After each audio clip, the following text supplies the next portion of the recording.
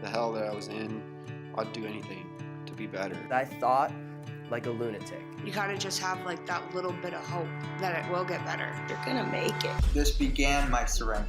I am a witness of my own growth. It's a life beyond your wildest dreams, and I just have to say, it works if you work it. My story, that's what I share. You're listening to Far From Finished, a weekly podcast where we share new, real-life stories of hope and triumph, told by the people who live them. Today's story comes to us from... My name is Nicole Vasquez. My clean date is January 8th, 2012. I am the Alumni Support Lead for American Addiction Centers. I started out with just the worst attitude problem that you could ever imagine. I was a very negative person, child, whatever you want to call it. Very disrespectful. I can't even really explain it. I just felt, I guess, different. And I always felt like there was something wrong with me. I always felt like nobody liked me and just constant pity parties. And like I had to do extra to make up for something that I was missing on the inside. So it came out in just really weird ways, I guess. I started using when I was 14. Was the first time that I tried marijuana. And that led to high school. I was a freshman in high school and I was smoking weed and I was drinking a lot. And then that led into my drug of choice, which was methamphetamine. And the first time I used that, I was 15 years old. I can actually explain that day to a T. I specifically remember sneaking out in the middle of the night at 15 years old and going to hang out with my friends, and I got high in the back of one of those like economy vans, like the big white ones. That's ironic that they use for treatment centers. Yeah, it was one of those, and I remember it like it was yesterday because, you know, that's when I fell in love with meth. So 15 again is when I first used meth. It's kind of a funny story, but the very next day, my mother took me to treatment. I was in and out of treatment programs from the time I was 15 to the time I was 18. My addiction looked like a lot of treatment centers. I went to a detox for 7 days at 15, and then I transitioned into an outpatient where I was very manipulative. Most drug addicts are, but I was really, really good at it, and I was really good at convincing people that I was doing the things that I was supposed to do when I really wasn't. I was drinking and using on the weekends, and then going in and testing negative and just getting away with it for so long until I finally got caught and kicked out of that treatment center. And I still drank quite often, and I ended up going into a different outpatient treatment center, I think when I was 17. And again, it's like the foundation was definitely set for, you know, recovery in the 12 steps, and I understood what everything was, but I don't think I fully comprehended that I had a problem. So I just continued to drink mainly. And then when I was 19, I got married. I like to think that everything or anything outside of me can solve my problems. It started at a really young age, even with the drugs and alcohol. I tried to fill that void with guys. So that's kind of what happened when I got married. I thought that it was going to solve all my problems, and that's just what I needed, was somebody to love me. That ended badly, and I left him after a year of marriage, and that's when I picked up meth again. So from 20 to 2 months before my 22nd birthday was my longest run with meth, and that's where the chaos and the insanity was. I was living in a shithole town in California, in Riverside County, and just, you know, where the worst of the worst people are. I just got involved with all of the wrong people. I was in all of the wrong places at all of the wrong times. There was a lot of violence and a lot of gang activity. And I opened up my house and myself to just a lot of really bad situations. I mean, man, like, I'm not supposed to be here today. I'm not. I shouldn't be here.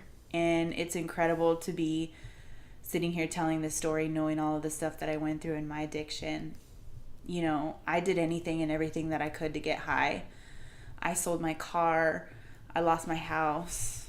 I sold my body, all of my possessions. Anything that I could do to get high, I did. I remember one time something had happened and I can't remember what it was, but I was crying hysterically and I was in the shower, and I remember just being on my knees in the shower, just asking for God to help me and to get me out of the position that I was in. And like literally 30 minutes later, hitting the pipe, getting high again.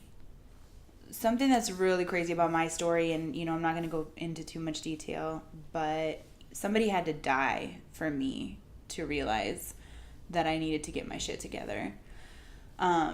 And even then it still took a couple of months, and what it really was is me kind of, I got to the point where everybody had lost faith in me. And I mean, my mom cut off my phone. And that was pretty eye-opening for me, because that woman, I mean, whatever she can do to make sure that she knows where I am at all times, she would do it, because, you know, at the time I didn't see it, but it's because she cared about me so much. She just wanted to know that I was alive. When she cut my phone off, that was pretty gnarly for me too. And, but basically everybody had turned their back on me, and it wasn't until I no longer knew who I was when I looked in the mirror. And I knew better. That was really rough. Doing something that you know that is wrong and continuing to do it anyways is like one of the I can't even explain it. It's the weirdest feeling in the world. But yeah, so what had happened was I did this thing where every couple of weeks I would call my mom and tell her that I wanted help and that I wanted to get clean. And she would tell me, I can help you, but you have to go to your grandparents' house. And every time she would tell me that, I would start screaming at her and telling her, no, I'm not going to my grandparents' house. I'm not going to do that to them. I didn't want to be coming down at my grandparents' house. And I was really firm about it. I told her I wasn't going to do it. When I finally got clean, I called my mom and I said, Mom, I need help. And she said, well, you have to go to your grandparents' house. And I did. That's something that I tell people often is like, you got to be willing to do whatever it takes to get clean. And for a very long time, I wasn't willing to go to my grandparents' house. And when I finally really wanted to get clean, that's exactly where I went. My grandparents have dealt with a lot of people in my family who have struggled with addiction. And they've had to go through it with their own kids and with other family members. And I didn't want to be another family member that they had to deal with. I didn't want to do it. But I finally realized that this was my only choice. So I will tell you that although my mom turned her back on me and turned away from me, she never lost hope. Because the moment that I called her and told her I was ready, she was there with a U-Haul, picking me up and ready to take me. I went to my grandparents' house, and because of the decision that I made when I was 19 years old to get married, I no longer had insurance. I wasn't on my parents' insurance anymore, so I had to do the whole hitting the pavement, trying to find out where I was going to go to treatment. So the last day that I used methamphetamine was January 1st, 2012. And I went to my grandparents' house and got on a bunch of wait lists for a bunch of different treatment facilities that were state funded. And finally I called this one. And let me tell you something about state-funded treatment centers in California. Like, the wait lists are intense. You have to call twice a week, some of them every single day, to show willingness, to let them know that you're trying to go. The wait lists are out of control. You could be on the wait list anywhere from 3 weeks to 6 weeks. And I called this one treatment center in San Diego County, and I talked to the girl on the phone. Her name was Jackie. And I talked to her on the phone, and she told me, we have a bed available for you Tuesday. And it was a Thursday that she told me that. And I mean, if that's not God, I don't know what is, because that doesn't happen. That weekend, I decided to go back to the area that I was trying to get away from for, one last hoorah. And I ended up drinking that weekend, which is why my clean date is January 8th and not January 2nd. It's okay. Everything happens for a reason. So I got to treatment, and essentially what I did was learn how to be a grown-up. It's pretty crazy, but at 22 years old, I didn't know how to do simple things like grocery shopping. The first time I went to the grocery store, actually, I cried because I was so overwhelmed. I can tell you that treatment saved my life. I know that for some people, it is possible to just go to 12-step meetings, and to those people I commend. I give them the utmost respect, because I had to learn very simple things like how to make my bed and how to clean up after myself and how to work with others and be around others. I think my number one aha moment, and I tell everybody this, is when I truly learned what it meant when people were saying that the world doesn't revolve around you. I had to learn what it meant to not take everything personally. And I mean, it's just the craziest feeling to me when I talk to people about that, because so many people are just, I don't know if it's born with or they learn it over time or what, but I just didn't have that. I did not understand that. I didn't know that it was okay and perfectly normal to have a bad day. I thought there was something wrong with me.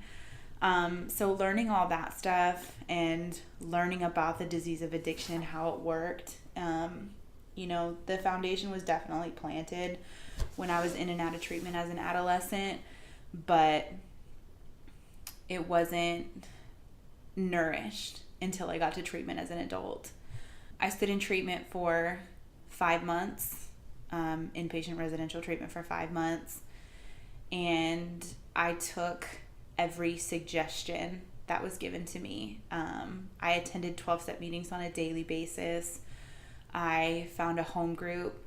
I got connected very quickly because I wasn't in an environment where you kind of were forced to stay connected because you were surrounded by people in recovery at all times. The area that I got clean in, North County, San Diego, is an amazing community for recovery, and I just immersed myself in fellowship, in hanging out with people. I got a sponsor after 30 days. I started working my steps, and I took suggestions. Like, that's the biggest thing that I did, no matter what somebody told me. And if it didn't work, then I didn't do it after a while. But I took every single suggestion that I was given, let me tell you, except for one. There was one suggestion that I didn't take, and it's one suggestion that I preach about today, which is not to get in a relationship in the first year of recovery. And I did that. I got into a relationship at probably about 45 days clean. We were together for about 1.5 years. Although I was able to work a solid program of recovery during that time, I worked all my steps. I worked with a sponsor. I stayed connected. I had a job. I was doing really well. It didn't end well. And what happened was I let it chase me out of the rooms. I let it chase me away from the fellowship, the 12-step fellowship. And when I moved to Tennessee, it made it easier for me to not go to meetings when I got here because I wasn't going to them when I left California. Eventually what happened was I stayed clean, and I didn't go to meetings for about 1 year. And I met a woman named Marjan who worked for AAC at the time, and she started dragging me to meetings in Tennessee. And once she did that, I found a sponsor, started working my steps again, and I started taking service positions in the rooms, and that's really what helped me. I learned through not only service in the 12-step rooms, but my job, that being of service to others, is what I'm called to do in life. Although I do very behind the scenes stuff in my position, I love to be able to be support for my people who are support for alumni of American Addiction Centers. And when I get to do things like go to the anniversaries for our facilities and just watch everybody enjoying themselves and having a good time and having fun in recovery, and the love that they have for the alumni coordinators for American Addiction Centers, there's just no better feeling in the world. This job has afforded me the opportunity to become who I am today. Working at American Addiction Centers, I have not only grown professionally, but personally. I just love giving back, and that's what I get to do in my work life and in my personal life. So it's pretty awesome. As far as somebody who's on the fence about coming to treatment, my personal experience with treatment is that it saved my life. I wouldn't be here today if it weren't for going to an inpatient residential treatment center. I had to learn the very basics of life. And I know that it can seem so scary, but the other end of it is just so much more worth it than pushing through that fear. My advice to you would be to pick up the phone. Pick up the phone. I don't care who you call, but pick up the phone and tell somebody you need help. As for those who are in recovery and struggling, also pick up the phone. I heard a very good friend of mine say, the shame is not in struggling. The shame is when you're struggling and you don't pick up the phone and call somebody. When she said that to me, it kind of clicked in my head and made me realize that that's so true. We can't sit in our shit. We have to get it out and we have to share it with somebody. And chances are they're going to have a suggestion or something that you can do to get through it. The biggest thing to remember is that, as cliche as it sounds, this too shall pass.